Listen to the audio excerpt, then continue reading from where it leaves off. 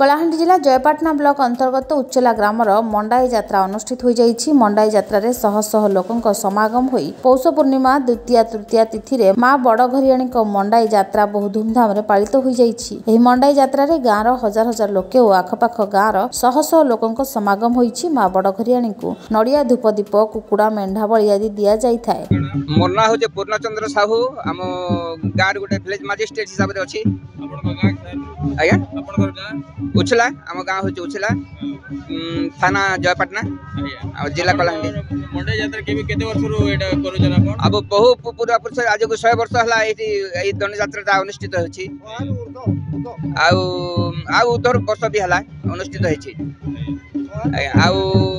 एथिरे माँ बड़घरियानकर यात्राटा पौष द्वितीय तिथि अनुष्ठित होछि आज एवं यही पाख पाखर आखपाख देवी देवता मैंने भी ये आसिक पूजा योगदान करती एवं आशीर्वाद कामना करती बहुत खुशी हिसाब ने यह पालन करा जाए। कौन प्रदीप कुमार साहू उछला बस्ती थाना जयपाटना